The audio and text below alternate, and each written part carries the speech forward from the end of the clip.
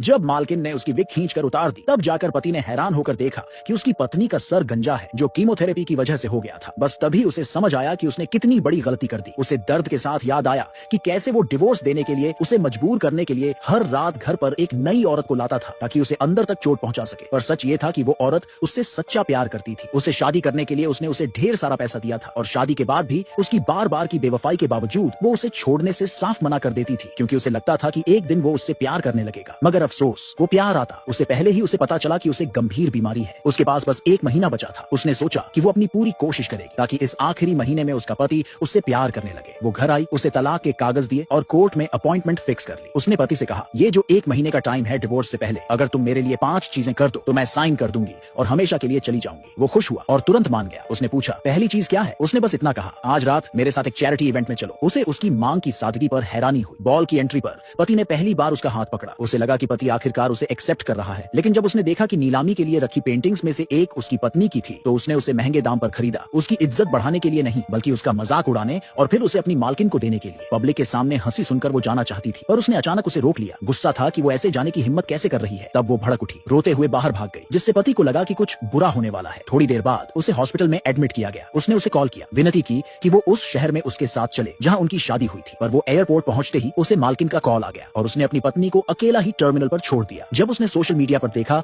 तो मालकिन गर्व से उनकी तस्वीरें दिखा रही थी। दर्द उसे चीर गया और फिर भी प्लेन से उतरते ही वो उन्हें फिर से साथ देखती है। वो चुपचाप निकलना चाहती थी, पर उसका पति गुस्से में आया, उसका सामान गिरा दिया और उस पर जानबूझकर उसे इग्नोर करने का इल्जाम लगाया। बिना कुछ कहे वो अपने कमरे में बंद हो गई, जहां मालकिन उसके पीछे आई और उसे गाली दी। पत्नी ने एक हाथ से उसे थप्पड़ मारा। पति तुरंत आ गया और अपनी मालकिन को बचाने के लिए अपनी ही पत्नी को मार दिया। जब उसने पूछा, अगर मैं एक दिन मर गई तो क्या तुम्हें दुख होगा? उसने बेरहमी से जवाब दिया, मैं 3 दिन और 3 रात आतिशबाजी करूंगा। उस रात उसने उसे घर से बाहर निकाल दिया। जब उसने उसे अगली बार देखा तो इलाज की वजह से उसके सारे बाल झड़ चुके थे। ताकि वो सच न जान पाए, उसने कहा कि उसने बस हेयर स्टाइल बदल लिया है। अम्यूजमेंट पार्क में उसने उसका ध्यान खींचने की कोशिश की, पर उसने उसकी तरफ देखा तक नहीं। माहौल हल्का करने के लिए उसने मालकिन को भी साथ आने के लिए बुला लिया। जब उसने उन दोनों को झूले में हाथ डाले देखा तो वो आखिरकार फूट फूट कर रो पड़ी। बेहोश होने के बाद वो हॉस्पिटल में जागी। कई दिन बीत गए पर उसका पति कभी उसे देखने नहीं आया। तब उसे समझ आ गया कि सब खत्म हो गया है। उसने पति को आखिरी बार अपने हाथों से बना खाना खाने के लिए कहा, फिर डिवोर्स पर साइन करके हमेशा के लिए चले जाने को कहा। वो मान गया। उसने पति से अपनी सारी पसंदीदा डिश बनाने को कहा। शादी के बाद यह पहली बार था कि उसने खुशी महसूस की, पर उसकी ये शांति तब टूट गई जब मालकिन अचानक आ गई और झटके से उसकी विग खींच कर उतार दी। सब सन्न रह गए, डर और हैरानी से पत्थर बन गए।